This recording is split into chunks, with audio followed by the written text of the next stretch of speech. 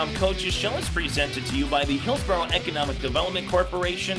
I'm Chase Miller. Tonight we'll hear from Emery Holland to open things up. She's a Central Cass senior running on the cross-country team this year, but she came up with a running for a cause as they're raising awareness and money with Miss Polly Roll from Kindred and Dana Stansberry from Central Cass battling cancer, talking about how they're raising funds for both of those respective family members from the Kindred and Central Cass community. We'll hear from Emery coming up to start the show. Also from there, Bryan Strand of Barnesville football will be joining the conversation. The Trojans off to a 3-0 start on the season as they make their way to rival Holly on Friday night. We'll have the Trojans and Nuggets game for you here on your liveevent.com. Then Mark Moss from Lisbon football will be joining the conversation as well as the Broncos welcome in Northern Cass for a Region 1 contest. The Broncos played the number 1 and number 2 ranked teams in the state the past couple weeks, and they continue the region play here hosting the Jags on Friday night. Then from there we go to the hard court with Alyssa Macy of Fosston volleyball. We'll hear from Pine River-Backus head coach as well.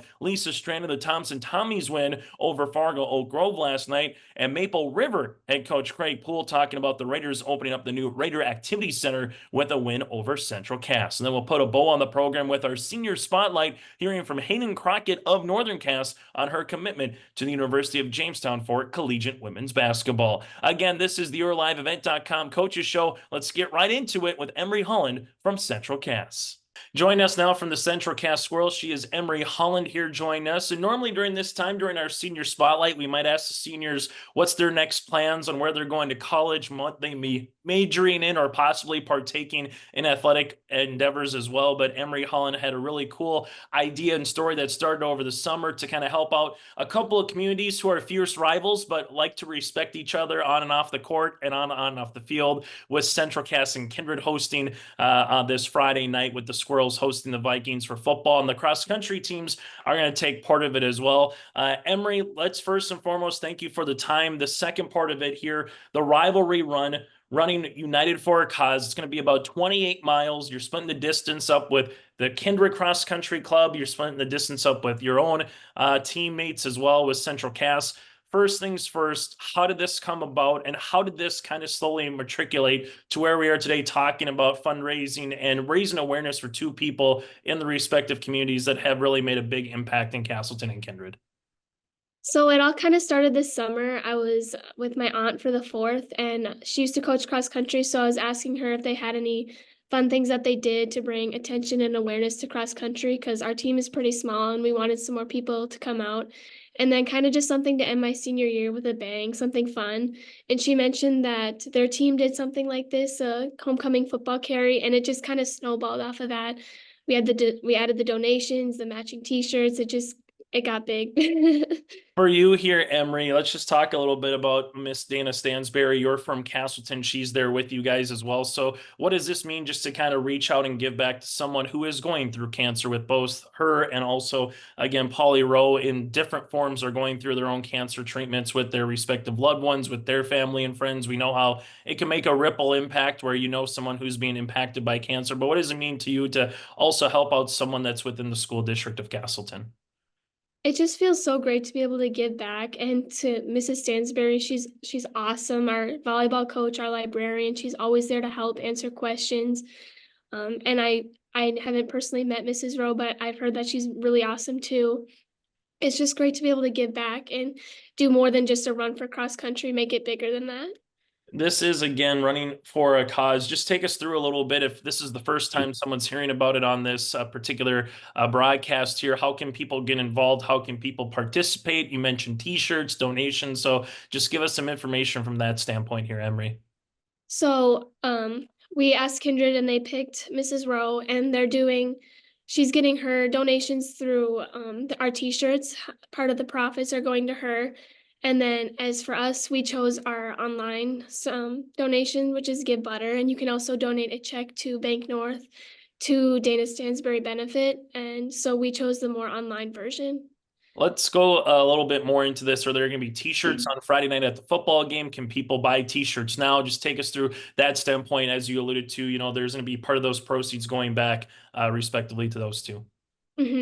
So the T-shirts, Actually like to thank the Booster Club, paid for our and Kindred's t-shirts. So both of our teams will be matching throughout the race, and we'll be wearing them during the homecoming football game. And a lot of parents and other fans have bought the t-shirts. Um, part of it's going back to Kindred, so that'll be open on TK3 Designs. Tanya Call, she's been really awesome too, helping make all the t-shirts and get everything ready and all the orders shipped. She's getting our shirts out to the team on Tuesday at our home meet in Castleton, so we're all excited to get those. For you here at Emery, let's just kind of take it through the process of the cross country. You're starting in Kindred. It's going to be about 10 to quarter to 3 o'clock. Eventually, you'll bring in that respective game football then after that 28-mile hike, I guess you could call it a little more over a marathon, but everyone's kind of participating again with the cross country runners from both programs. You're bringing that onto the football field right before kickoff, before that opening coin toss. So just take us through what's kind of that route. How can people kind of watch this escalate, so to speak, in the backyards and the rural countries of Cass County, going from Kindred to Central Cass? So just take us through the routes here a little bit, Emery. Okay, so I drove the road a couple times. I wanted to make sure that it wasn't too busy, no major highways, so there won't be a bunch of cars and stuff. We will have police officers piloting the race, making sure everyone is safe, which is really awesome. The Cass County sheriffs are awesome. So everyone will be safe. The map is actually posted on our Facebook on Running United for a cause, and it's a nice road. I've driven it again. It's pretty rural. Like we're not gonna have to worry about it's being super busy. Take us through what it means for two teams that, again, don't like each other on the court, don't like each other on the field, but there's that respect a little bit too. You're either red, you're either blue, right? That's kind of what this rivalry is. But what does it mean to be doing this with a fellow school district as Kindred, your rivals, so to speak, in anything that you participate in, Emery here? What does it mean to be doing this with fellow competitors that you would see on the cross country field, maybe those that are in your school district that are the same class, or those that you compete with in any particular sport or academic event? What does it mean for you a little bit? It's just so awesome to see both communities come together for a cause and for two people that are very loved in both the communities. And I don't know if you know this about cross country, but everyone is so supportive. The environment is just amazing. At meets, parents are cheering for everyone, not just their own team. Everyone knows how hard it is. I mean, I'll have a girl pass me and she'll tell me good job.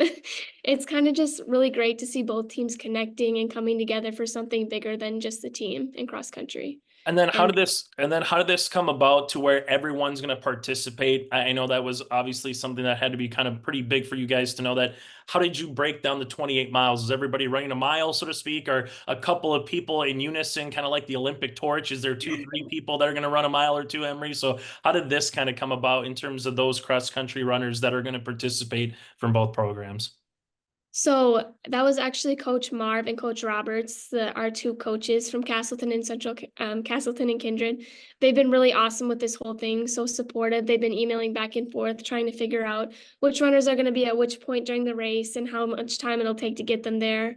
Our coach Marv is planning on making signs where the bus is going to drop off each runner, so they've got that all figured out for me. What have you kind of learned through this process, Emery, from, where you are back over July 4th or that July kind of weekend that kind of started talking about this and having a little bit of an idea or a thought of coming to mind and how to make an impact to where it is today, seeing it, just days and hours before it kind of unfolds here? What's the process been like for you kind of helping spearhead this, behind the scenes?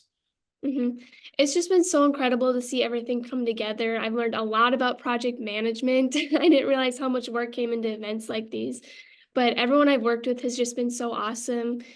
Communication is a big thing, and I've been so lucky. The people that I'm working with have just been great, and I've had no problems at all. And everyone's been there to help every step of the way. Is this something that you hope for years to come, whether it's Castleton, whether it's Kindred or other school districts see this? Is this kind of something you hope that carries off for future years once you head off to college, moving forward? But is this something that you hope that people can take, whether it's something like this or very similar ways to make an impact going forward? Yes, I would love for this to be an annual thing. I know our game next year is in Kindred. If we started the ball in Castleton and ran it there next year, I think this would be an awesome thing to do year after year to bring both communities together. for you, we kind of alluded to kind of what you learned, but what is the one biggest thing that you learned about this kind of with project management? Is it just talking with people, keeping everyone on task? Is it the umpteen projects and little things that come up that you didn't think you ever have to worry about, as you kind of go through this here, Emery? So what's one or two things that you kind of learned the most, I guess, particularly coming with this project? I've learned that I have to be very specific with details. I mean, I'll be emailing someone and they'll think of something that I never would have thought of that is actually like really important in the project. And then another thing is I used to not check my emails very much. That's a big thing. I'm always checking my emails, trying to get back to people. But really just communication is the big thing that I've really learned and kind of grew from. Last thing here, Emery, one more time. How can people get involved? How can people help out? How can people, again, try to participate in or donate to Miss Dana Stansberry and, again, Miss Polly Rowe, just in terms of what they're battling with their own cancer stories? How can people kind of help out and try to donate and do anything that they can possible for those two individuals? Well, again, the online for Mrs. Stansberry and the shirts for Mrs. Rowe. And I believe they have another donation website for Mrs. Rowe and Kindred. Those would be great. And then we have people that are going to be recording the race that'll be posted. And just being there to support is just means everything to us. People watching and donating is just huge. Emery, thanks so much for your time. Congratulations again. I hope everything goes off weather-wise without a hitch. I know racing, sometimes you don't want it to be 85 degrees and Friday looks like there might be some rain. There might not be rain with all that stuff, but thank you for what you're doing, obviously, with these two respective towns, programs, and, making the impacts that you've been able to do so far. So congratulations on bringing this all together, and thank you very much again for your time. Thank you. Treat yourself to a great career at American Crystal Sugar Company. Team up with quality people making quality products. Full-time and year-round in a stable business. With great pay and benefits, including time off available from day one. American Crystal Sugar Company invests in you to promote your continued growth and career advancement. Grow your career, doing your best work within the world's best beet sugar company. Apply online today at AmericanCrystalCareers.com. Growers, prepare your fields and yields against the wet conditions for 2025 and beyond with a drain tile project from Chad's Excavating out of Mayville. Drain tiling will improve and increase your yields and land values for years to come. Chad's Excavating provides free, detailed estimates, and with over 40 years of combined success, they provide professional installation and service. Call Chad today to prepare for your future and any questions that you might have. That's Chad's Excavating out of Mayville, helping farmers grow. Welcome back to the YourLiveEvent.com Coaches Show, brought to you by the Hillsborough Economic Development Corporation. I'm Joe Lancello, speaking with Bryan Strand, the coach of the Barnesville Trojans, runners-up at state a year ago, and working toward a return trip off to a great 3-0 start. And Bryan, we were talking beforehand, talking about how good a start this season has been for you. You guys have punted how many times this year? We haven't. That is unusual. Yeah. And is a credit to your offense getting to what it needs to do. Exactly. Yeah. Well, and I suppose I think we've turned it over 4 times this year. So maybe, but it's not a ton. I think most of them have been towards the later part of the game. I think we threw one pick coming out of the end zone or going into the end zone the other night. So it was on 4th down. So actually it helped us by them intercepting it. No, I mean, it's just been fortunate enough, and we've got enough faith in our offense that, we're gonna have to be pretty deep in our territory before, we'll try and punt. Pretty deep describes your ball club pretty much. It seems like you've got guys who graduated, as every team does, but you've got people moving in to fill in. I've seen a little video from you guys this season, and Gannon Bolgreen at quarterback has done a really nice job, and I understand he was not the quarterback last year. No, he was a fullback last year. Okay. So we actually right now in our backfield, because of injuries, we have 1 running back left, and we put 2 quarterbacks at the fullback spot and the right halfback spot.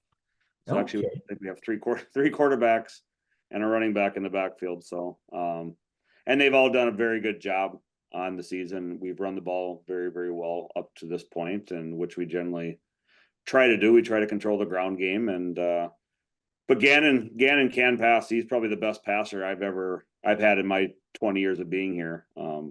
Right now he's 12 of 16 for 253 yards and 3 touchdowns in 3 games. So and he's also rushed for just under 300 yards on our team as well. So he's a pretty special player. And productive, it sounds like, too. Yeah. And you guys are putting up points on the board, 24 against DGF, 56 against Roseau, 38 last week against Pelican Rapids. Yeah. And defensively, you're holding teams, it looks like about 2 scores a game, which sounds pretty good. Tell me about your defense. Defensively, in the past, we've been able to rest a lot of our offensive guys, and this year we're just not as deep, and we've had some injuries throughout the year so far. So I think they get around very, very well, and very good speed, and a very good linebacker core. Tell me about your linebackers. Well, that Nick Robidoux, who he's lettered for 4 years now for us, or will have lettered this year for 4 years. He's been a starting linebacker for 3, and then Colin Morey is another one that started now. I think I want to say at least 2, and he got some pretty good playing time in our state championship year. And I see a gentleman on your defensive line who could almost be a defensive line, Carson Smith, 6'7", 370, and as a junior, he's still a growing boy.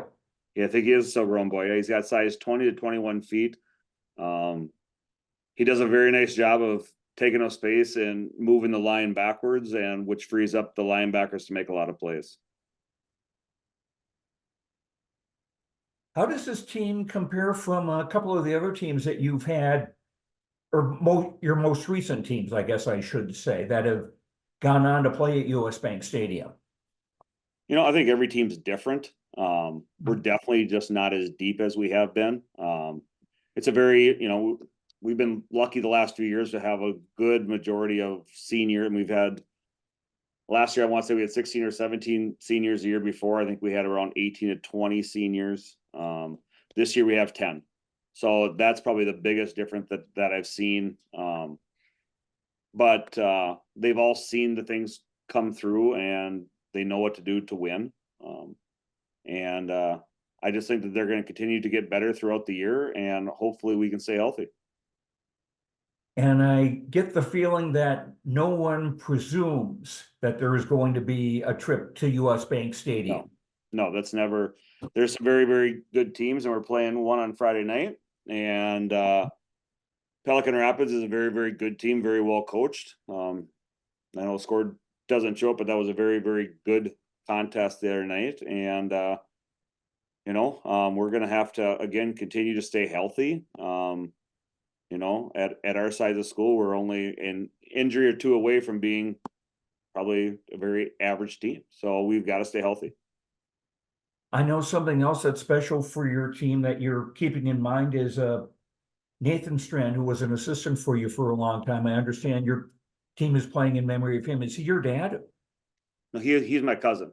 Oh, okay. Yep, and he's actually over my shoulder there on the wall. Okay. Yep. So no, he was my second cousin, or my dad and his dad are both first cousin, and both coach football in the state of Minnesota, and both in the Hall of Fame for coaching. I think only about a mile apart from each other in Portland, North Dakota, and they were very, very close. And then we hired Nathan, and I really didn't know him until we hired him, because I want to say there's 13 years difference between the two of us. So, but we became very good friends as he was here, and he is greatly missed.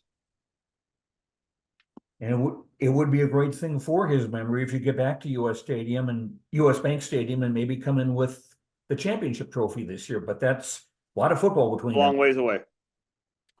All right. And we will have the Barnesville Holly game on yourliveevent.com this coming Friday night, kickoff 7 o'clock. Bryan Strand, thank you very much, and we'll see you on Friday. Thank you very much for having me. And we'll continue with the yourliveevent.com Coaches Show after this. Live, work, and play here in Hillsborough, North Dakota. The Hillsborough Economic Development Committee can assist you with information and support for business and housing. Experience Hillsborough. More at 104. Joining us now, part of the Gridiron package, so to speak, on our YourLiveEvent.com Coaches Show during Friday Night Lights. You can watch all their home games right here on YourLiveEvent.com. That's the Lisbon Broncos head coach, Mark Moss. Mark, first and foremost, thanks for joining us. The last 2 weeks, I don't know if you have any tougher opponents in Division A, and much less they're in your region with Central Cass and Kindred, but a 2-2 start this season. You got Northern Cass and Oaks coming up here in Region 1 play as well. Just your assessment so far, a month in plus the fall camp of how you've seen your team perform on and off the football field here, Mark. Yeah. When the schedule came out last spring, you look at the schedule and we saw Park River, which we knew was going to be a much improved ball club this year. You got a double-A opponent in Valley City, and then you kind of have that gauntlet when the region play starts of Kindred and Castleton. So coming into fall camp, we knew we needed to be ready for that schedule. So it's getting ready. It's getting ready to be physical, and a lot of it is you want to play well. You want to continue to improve from week to week, but you also want to stay healthy too when you go through that kind of a meat grinder of a schedule. And so far so good. This past week, our mission, we didn't think we played very well against Kindred, and Kindred obviously a great football team, and Central Cass is right there with them. But we just wanted to play. And we think we accomplished that. We're disappointed we didn't come away with a win, but we cleaned up some things and we played better, and that's what you want to see now moving into this next week versus Northern Cass. Before we talk about some of the individuals, I know talking with coaches and players, there's a routine, there's a schedule, but Friday night, blow up the routine, blow up the schedule with the weather that you had. How tough was that, both from the coaches, from your players, even the opposition? If you're Central Cass, you're sitting there like anybody else waiting to see how the weather's going to come through, when kickoff is. By the time you kick off, it's past people's bedtime potentially here, Mark. So just kind of recap what Friday night was kind of like, and have you had to deal with that before on the sidelines? This is my 21st year coaching football here in Lisbon, and this has only been our second lightning delay, so it's pretty rare. It kind of snuck up on us. We kind of, as the day went on, we knew there was some potential for some weather, but you look at the weather apps at about 6 o'clock, we thought it was going to go north of us. So we were kind of getting ready for our routine. We were out on the field, and I did an interview with the Your Live event people. And then as I was getting done with the interview, going to meet with the refs, we were told to head back into the gym. So, for us, it was probably easier for us because we were at home. We could go up into the locker room and we could kind of just chill in the locker room. And it was probably more difficult for Castleton, kind of being in our gym. Our kids handled it great. They were ready to go. They were fired up for the game. And when we finally got to take the field, I didn't see any letdown. In fact, it was dark out. The lights were on. I think our kids were more ready at 9 o'clock than they might have been at 7 o'clock with kind of the whole atmosphere. It was a fun night. When you take a look at Northern Cass, your market team that just continues to seem like they've improved from prior years. They got Hoppy. They got a bunch of guys on the outside with some length. So what's going to be a challenge coming up here against the Jags on Friday night for another Region 1 contest? Yeah. I mean, and they've always had athletes up in Northern Cass, and the Hoppy kid, he's tough, and they got the Metzger kid, number 10, he's 6'2", the Munson kid. They got weapons. Their quarterback, he's pretty shifty back there. So, they've always had the athletes, but we knew coming into this year that they were a team that was going to be a real threat. So, the big challenge for us is we got to make them drive the field. They're a team that's going to thrive off the big plays. So we got to take away the big plays, obviously, make them try to drive the field, make them earn it. And then when we're on offense, we got to make sure we're not making any mistakes. We're keeping possession of the ball, moving the sticks, and just playing our brand of football.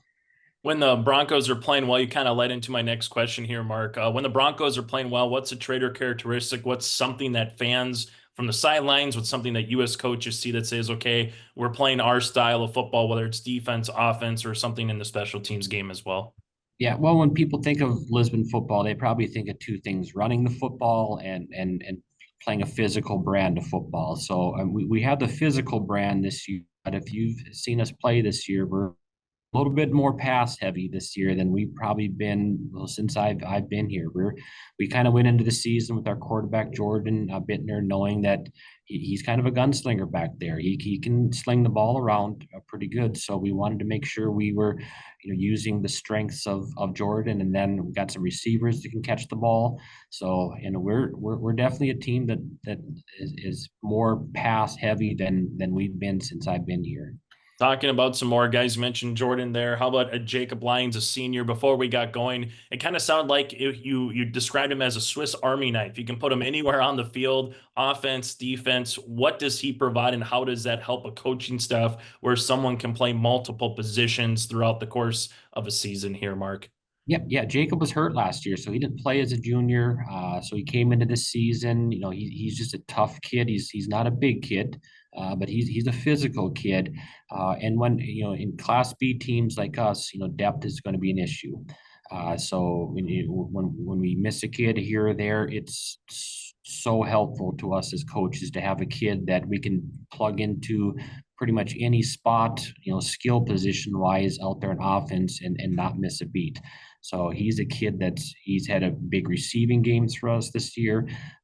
Now he's playing more running back because we need him at running back. So he's just that kid that doesn't complain, goes out there and does the job as good as any kid on our team. And we need kids like that. Another kid, Lincoln Adair, I just remember seeing him on the basketball court last year. His wingspan covered a lot of ground. And then I go, well, in football, that's probably pretty good offensively and defensively as well with his wingspan to, get a tip ball, receive as well, just do a number of different things. So what does Lincoln provide to the club this season? Yeah, he runs great routes. He's fast. He runs cross country, so he'll play a full game of football on a Friday night, get up Saturday morning, and go run a 5K. So he's a tough kid. I always kind of joke around with when I talk about Lincoln. He's that kid that if you're on the playground back when we were younger and you were playing 500, he's the kid that would always be winning the 500. He goes up and gets the ball, he catches it. He's a great kid. He's a fun kid, great student. I can't say enough good things about kids like Lincoln. From where you are now, Mark, to where the season progressed, what's the one thing you've enjoyed most about this year's version of the 2024 Lisbon Broncos? Yeah, we have great kids. So going to practice every day, these kids are eager. When we make changes, they pick up on the changes. They want to succeed.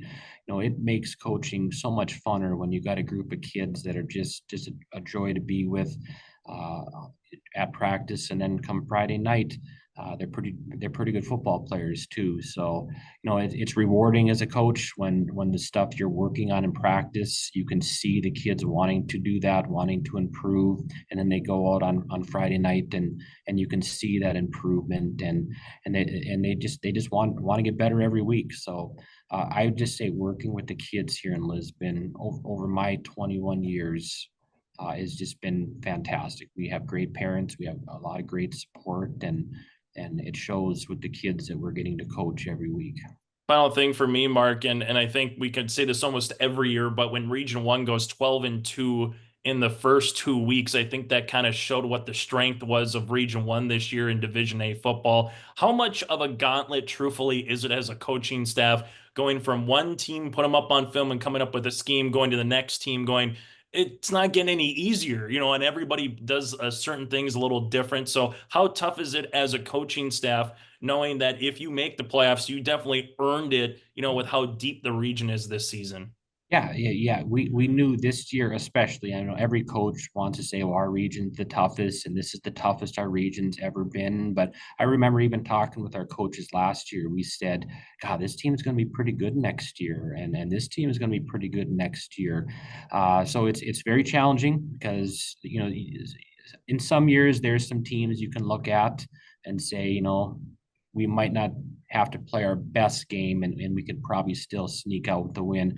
That's not true this year. So it's challenging, but it's also fun too, because every week if you make mistakes, they're going to make you pay for it. So it kind of ramps up that intensity in practice, and it's just a fun challenge every week. So Northern Cass is our focus this week. We want to improve on the mistakes that we made last week and go out and try to play a clean football game and just walk away with a win on Friday night, and it's going to be a fun game. The Jags and the Broncos again. Check it out in person. If you're unable to make it, watch it on yourliveevent.com. Mark, as always, thank you so much for your time. Appreciate it. And best of luck here against Northern Cass and throughout the rest of the 2024 season. Yeah, thanks, Chase. There's more at 104. Hillsborough, North Dakota has everything you need on your next road trip. Food, fuel, fun, and family-friendly activities. Stop by and fill up your tank or grab a bite to eat.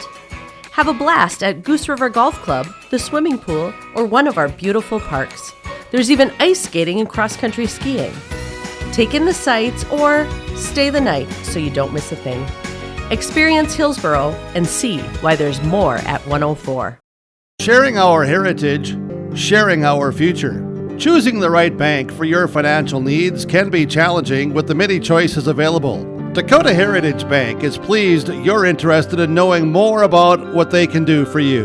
The Dakota Heritage Bank community bank setting is a strong advantage they have over larger, less personal banks. Customers are more than account numbers, they are friends and neighbors. Working together, Dakota Heritage Bank, member FDIC, equal housing lender. Fosston Greyhound volleyball coach Alyssa Macy joining us as the Greyhounds went up to Roseau last night and battled the Rams in front of a very enthusiastic crowd. You and I talked about that in the post game last night. That was quite an atmosphere last night. It was one that we definitely haven't experienced yet this year. They brought on their full pep band, which brought on a huge student section, which was super fun. Like, it was so loud in that gym. But it's just the girls, it wasn't for us, So hopefully when we have our homecoming game next week, we can have a crowd like that for us, and then that can hopefully help to sway. Because I think it did sway some points there, especially in that second and third game when we were so close.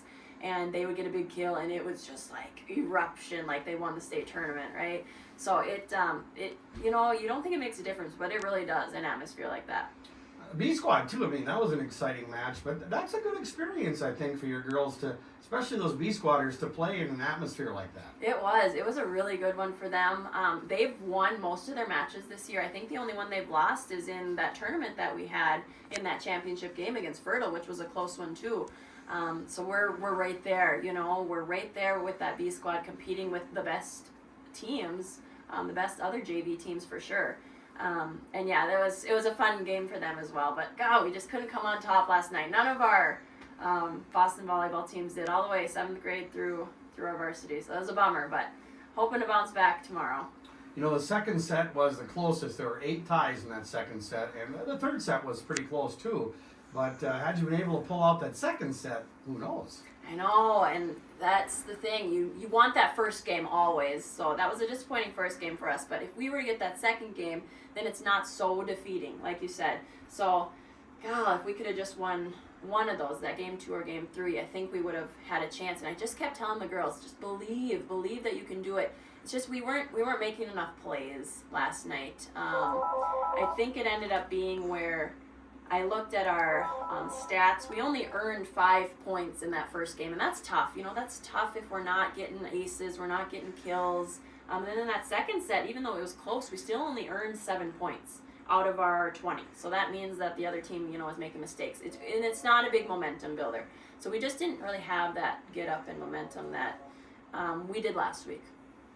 All right, Ada Borup West, you got the Cougars at their place tomorrow, and with the exception of the Ada Borup West tournament, the Ruth Haidyn tournament, that was your first road match last night, a first road experience of the whole season.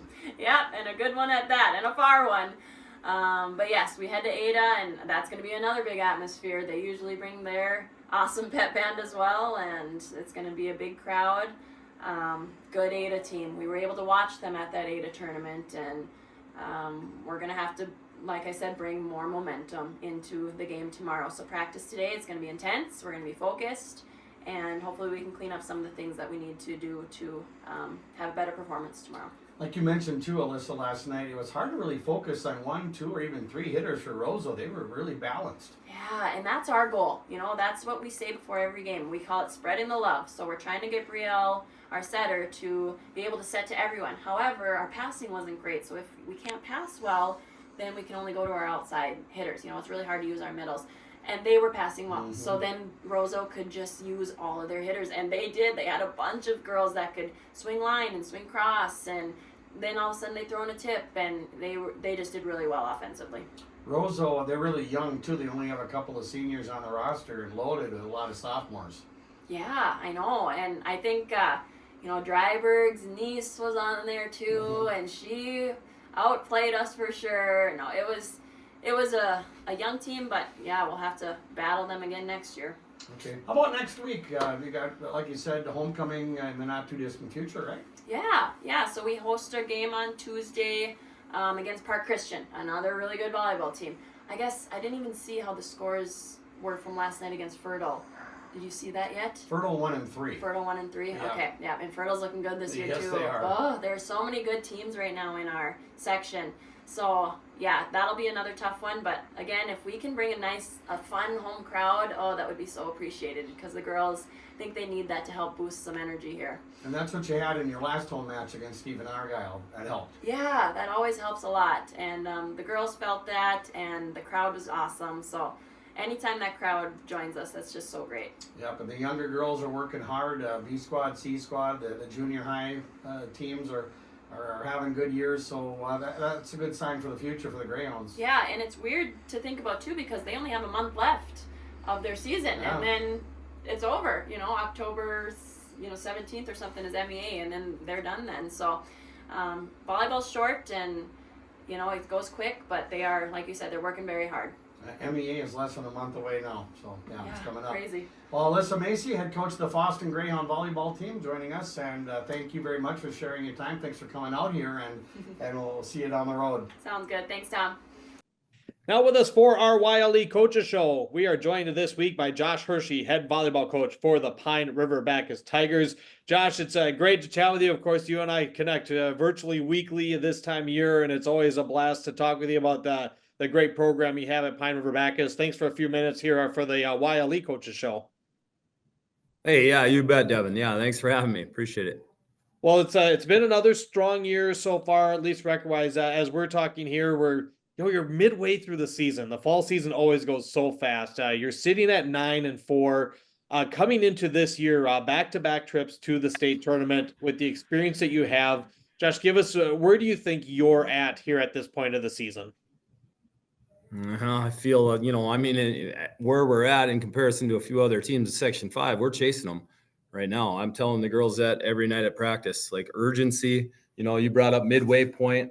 I look at the calendar here, and as of right now, I've got 10 regular season practices left before, once you start playing 2-3 nights a week, some tournaments, if we practice every time we can, there's only 10 left. So urgency for sure. We're chasing them. I don't feel like we're on the same level. Heck, last Saturday, Swanville beat us every way you could beat us.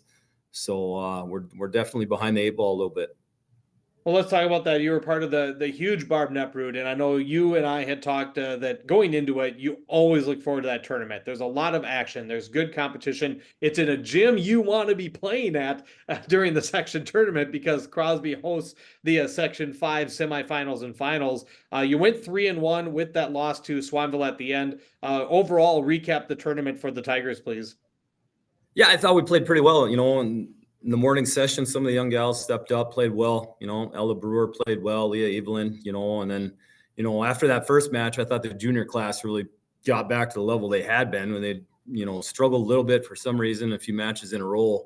And, but, Ella Dahl and Ariana Burns and those girls, they all got back to playing their normal self. And so I thought, the morning matches were good. I thought we were solid. We took some people's best shots, I felt like, anyway, and we played well. I was very happy with a few of the gals for sure. And so, and the team just overall, we didn't miss a lot of serves. We didn't do a lot of stupid stuff. And so it didn't hurt ourselves. And then, the afternoon, Swanville was just better than us. There's no way around it. No.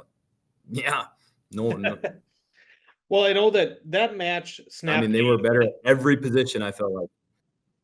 And I know that match, so I was a little cutting out there. What was that? I was going to say, I know that match with Swanville snapped a 7-match win streak, and you won some of those shorthanded, dealing with some illnesses, dealing with some of that. What has that shown you in terms of your depth and girls being able to step up as you're trying to still find a big groove with your lineup, Josh?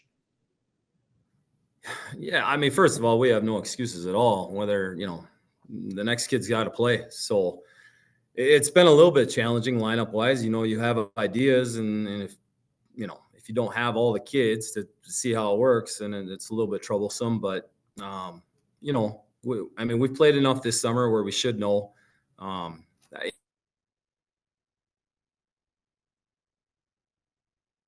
I hope, we got a couple kids that are just keep pushing them to be that, whether we have all the kids available or not.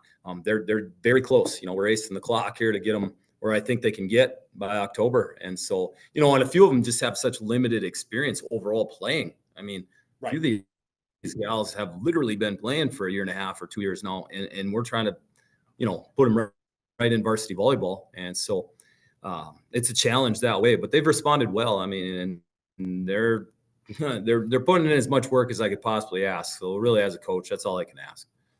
Well, again, knowing you as well as I do, I know that one of the things I've always loved about the program at PRB and sort of part of your philosophies is that you kind of have the mindset no one will work harder than your girls on the floor. So as you look at the upcoming schedule, now you've had a big tournament, now that you're seeing some of those things shape up in terms of especially those section opponents, as you look at the upcoming schedule, you've got a conference, with Catholic being coming up Thursday. You have Bemidji on your schedule, a Class 4A team. What are some of the key things that you really want to see from your girls here in the next couple weeks?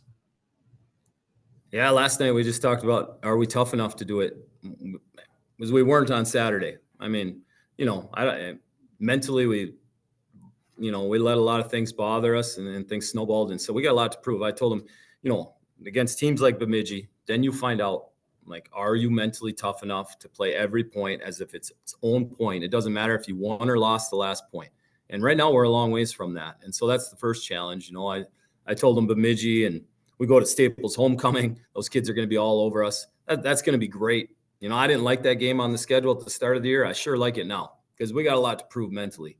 And so, those will be huge challenges for us. And I'm glad we have them. We need them. This team needs it bad. So, I don't know what else to comment there. Just, volleyball, especially at tournament time, is there's a lot of mental, and so I've been on both ends of that. And so it's not always the best team. A lot of times it's the toughest team who can make the little plays at key moments. And so, we've got to get better to give ourselves a shot. What, Josh, have you found, especially, again, looking at it from the midway point stance, for execution on the floor? Some of the strengths that you thought this team would have coming in, some of the strengths you always believe you need to make a run in the playoffs. What are some of the key things that this team is doing well that you need to really lean on and build upon? Well, I think that defensively, some of the rotations have really been good. And we, some of the stats, tip balls landed, things like that. Boy, I mean, we're right up there with the best teams we've had 2017 through 19 in terms of letting balls land, in terms of tips, and things like that. That's been a real strength. And then our middles are pretty solid up front. And, I feel like our outsides are becoming better shot makers when people are all over them. We're not huge, obviously. So, and in terms of areas, I thought we'd be really good. I thought we'd be really good serving team. I mean, I thought going into this season, it was going to be as good a serving team as I've ever had. And we've been the worst serving team that I've ever had. And so part of that is mental. Going into the season, a couple of our seniors are 90, Cassidy Bristow's over a 90% server. Caitlin Riley's over a 90% server. Raina Hannikin right there at 88, 89. And, so far this year, we've been a long ways from that number. I can tell you that. So, some of it's a little bit mental. Hopefully, Saturday, like I said, I thought we served better. It was a good sign. And so, hopefully we can keep building on that. But that's where it starts. Like we've got to be able to get serve pressure and keep teams out of first ball attack. We stat that first ball attacks either side. And we've got to be ahead in that category because, we're so small. It's just kind of the way it is. So as you take a look at how the landscape looks for Section 5A, it's a tough section. You know that teams are going to be, they're going to have a target for PRB. You've won it the last 2 years, but it seems to be a wide open section this year. Being that, again, we're kind of hinging on this halfway point. What are some of the teams that look like to you, Josh, are going to be the true contenders and the ones that you're keeping a close eye on as the second half of the season goes? Yeah, well, I don't want to leave anybody out or disrespect anybody, that's for sure. But, in my mind, it goes through Sabika. I mean, those kids have been playing together for a couple of years, and they're really good, and they're really, really well coached. And so I know they've lost a few games early here, but that's against really good competition, and then they've had a bunch of other stuff going on too. So they're going to be there when it's all said and done. And then that Swanville team I saw that, thoroughly trashed my team on Saturday. They're really good. And, they're going to be a handful. There's no question about it. And, for us, we look, at all the rounds and teams we're going to play. I put it on the calendar for the girls and put it in the gym last night. We're going to have to beat Mille Lacs, the first probably. At some point, we're going to have to beat them. We're going to have to deal with them. So yeah, lots of challenges. They got a really good team. They bring a ton of energy to the floor. They got, some really strong players. So it won't be easy. I look at this year's tournament knowing that we're going to have to play 3 times. We're going to have to play really well.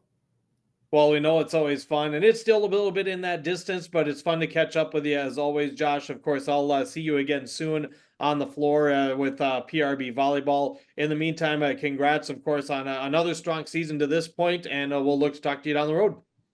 Yeah, sounds good. Thanks a lot, Devin. Appreciate it. Absolutely. Josh Hirschey, head volleyball coach for the Pine River-Backus Tigers, here on the YLE Coaches Show. Live, work, and play here in Hillsboro, North Dakota. The Hillsboro Economic Development Committee can assist you with information and support for business and housing. Experience Hillsboro. More at 104. Joining us now, and like I was saying to Kaya, that was quite the workout, emotionally as well as physically. Yeah, and the heat in here is draining as well. The girls did a really nice job. Kaya especially had 45 digs tonight in our stats, and she just did an amazing job. She's really gone after balls. And again, she gives credit to the rest of them, because the rest of them do deserve credit too, because they kind of funnel the balls to her, and that helps. This is a fantastic squad. The Oak Grove team, nice bunch of hitters, and they dug a lot of balls. Their setter is good at delivering, so we really had to pick it up and play hard against them. And this is back-to-back wins for you, and your season so far, maybe not the best start. You had a rough tournament at Central Cass, I think that was, but you've got to like what you've seen in the last couple of matches. Yeah, we made some changes since that Central Cass tournament, and things are clicking a little better. Our setters are young and new to all this, so they're doing a nice job getting the ball to the hitters now. And we know that we only had to go up. I mean, like there was no more down, so we might as well keep working and go up. And so many people with contributions. Addison Sage had with a rare hat trick, 3 consecutive aces, and I think that was the first set. She had 5 in the contest here on Tuesday.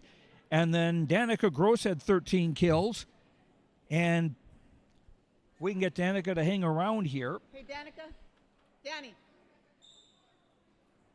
And we'll talk to her in just a little bit here. We want to continue here. But she had a strong game, and also they may have blocked more balls or gotten their hands on more, but certainly a strong effort by your girls at the net. Yeah, the girls were seeing some holes, and the back row was calling them out too, and telling them where the holes were and what to do, and our hitters were listening to them, and also they were very active.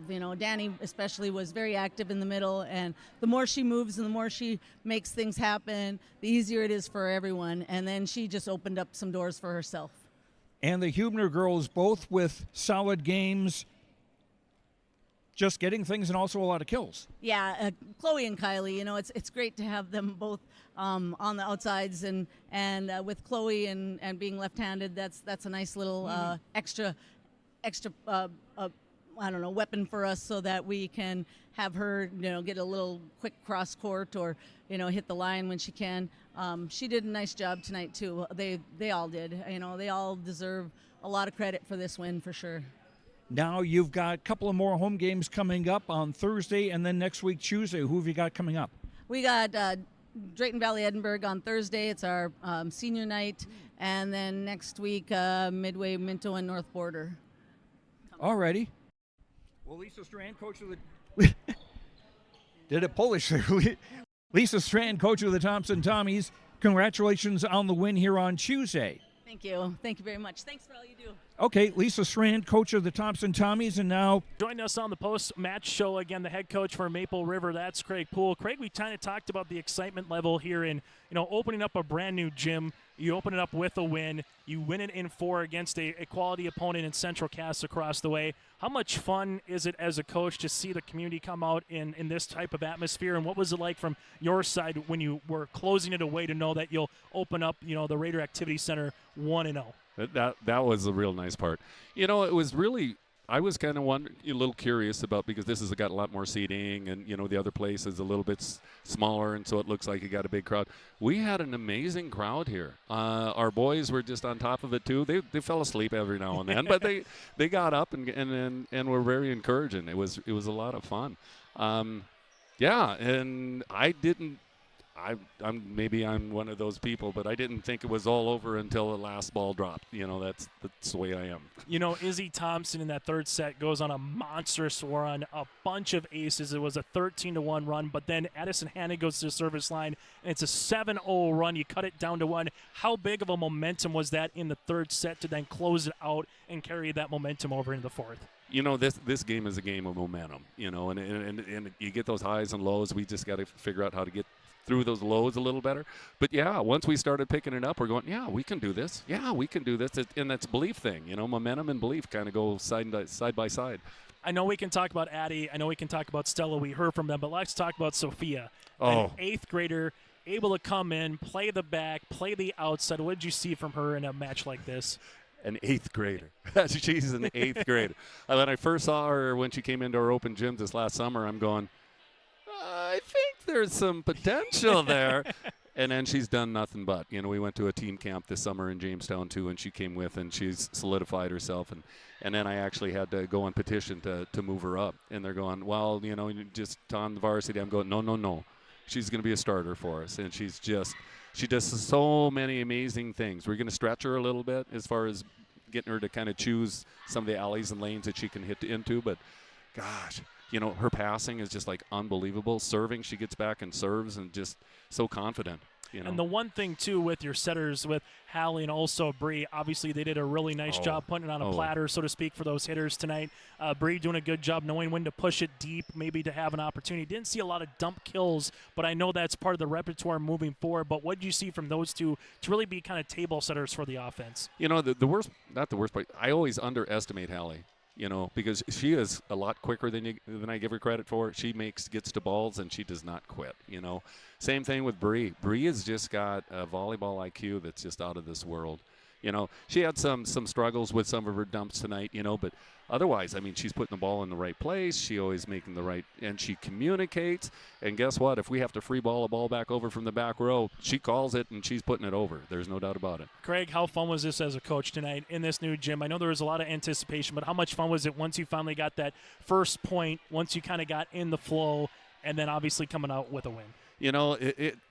I'm an old guy, and I love this stuff. This is what kind of keeps me going.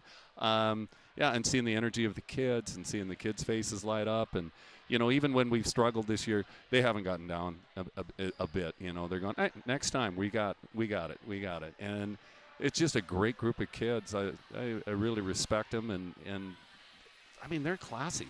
These young ones are classy. able to get a monster region victory. You're trying to go for another one Thursday night down in Sargent County. We'll have it for you on yourliveevent.com. Craig, as always, appreciate the time. I'm looking forward to seeing you down the line for some more good volleyball. I'm looking forward to having you here. How do you like the new digs? I don't mind. Center court, gosh, everything looks bright and big. And it does. I don't have to worry about volleyballs hitting me in the face when it comes to pregame with that hot box being up there a little bit on the stage. Craig, I very appreciate it. Congratulations again. You bet. Thank you. That again, Craig Poole, the head coach from Maple River, will put a bow on this one from the opening night from the Rack here in Tower City.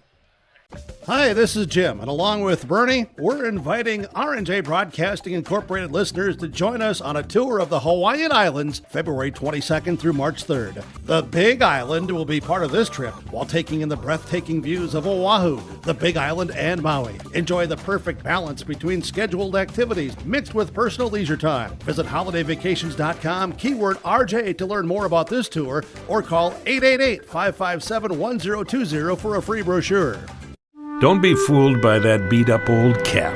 Its faded crown represents the tireless work of America's farmers and ranchers. Its sturdy brim, their dedication to providing our nation with a safe, affordable food source. So we'd like to tip our hat to them.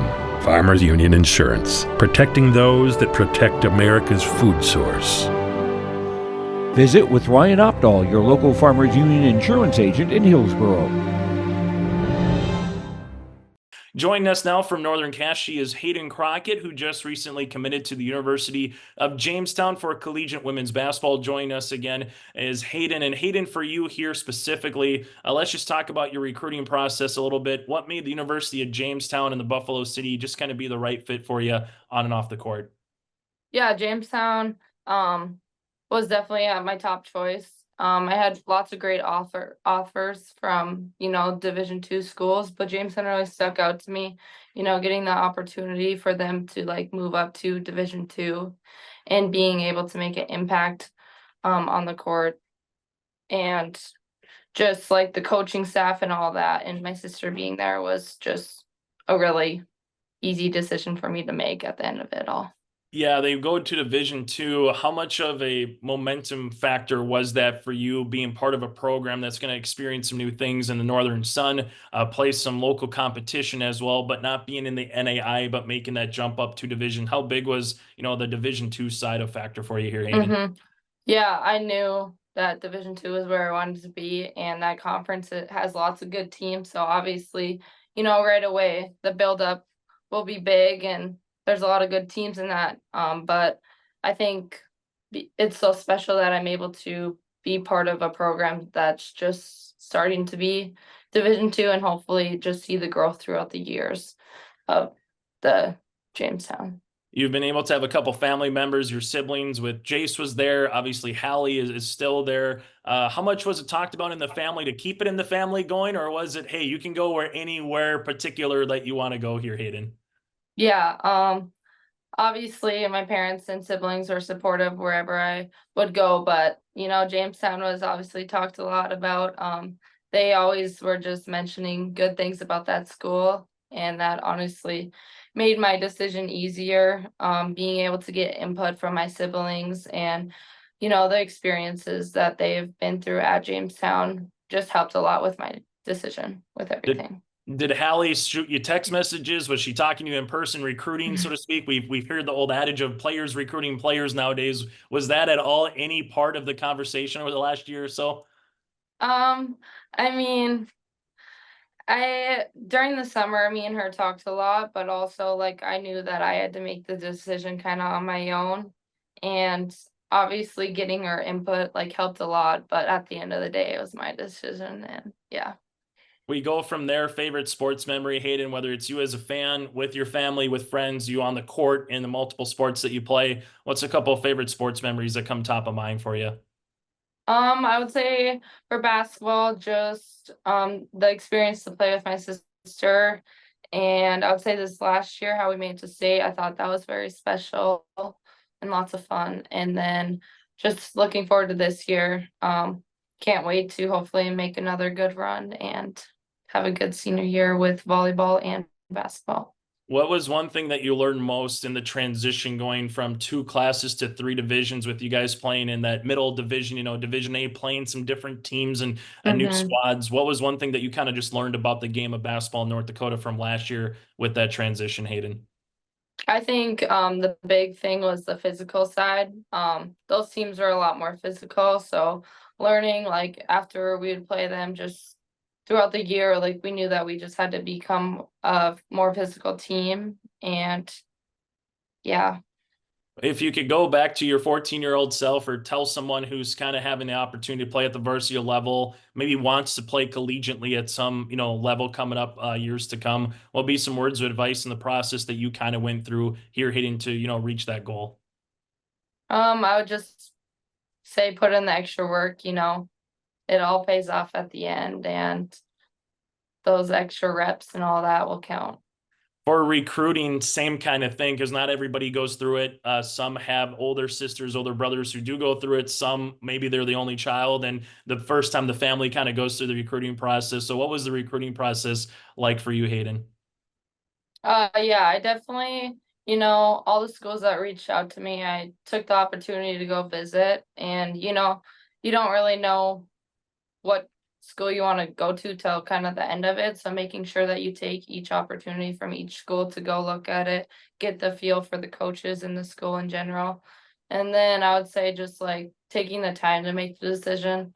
Sometimes I felt rushed too, but I finally just like calmed down and took the time to make the decision and kind of just go for it. And yeah. How much of a relief? I know that's always a question that kind of comes to mind with recruits that are getting recruited and have a chance to play collegiately. How much was the pressure off the shoulders, so to speak, once you kind of made the decision, you knew what you wanted to do, going forward?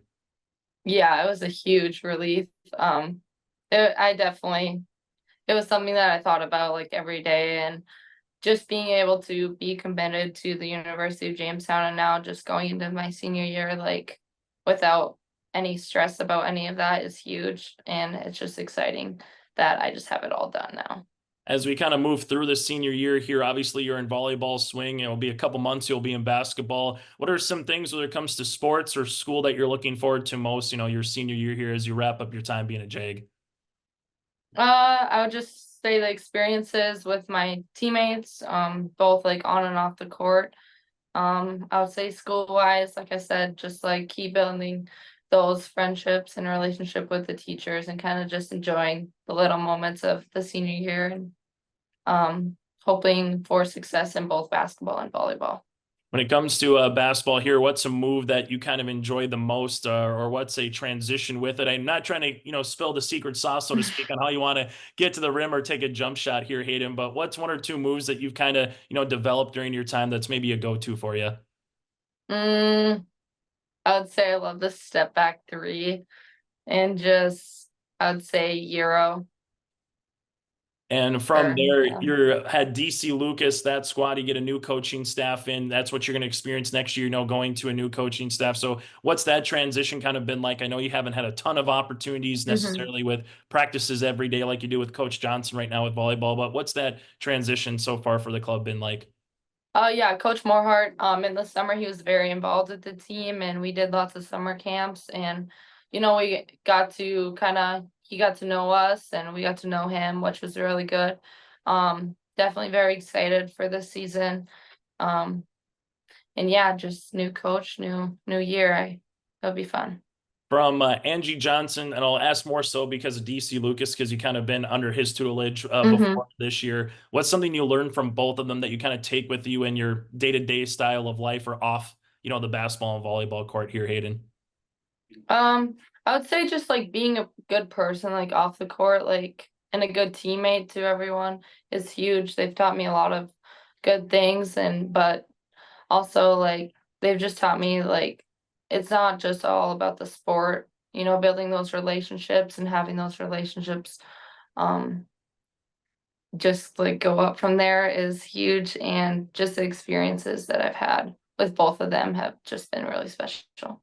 Superstitious at all when it comes to volleyball or basketball? If so, can you take us through what your superstition might be, or is it let's just get to the opening serve and the opening tip, Haidyn?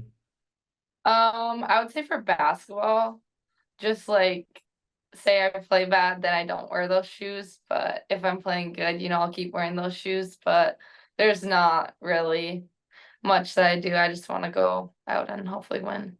Well, Haidyn, congratulations again on making the commitment and heading out to the University of Jamestown coming up in the fall. Looking forward to, seeing you on the volleyball court a little more this fall before basketball, and congratulations again to you and your family. Thank you. That wraps up this week's edition of the YourLiveEvent.com Coaches Show. It's presented to you by the Hillsborough Economic Development Corporation. Join us next Wednesday. That'll be Wednesday, September the 25th, as we dive into more sports on the North Dakota and Minnesota prep sports side here on the YourLiveEvent.com Coaches Show.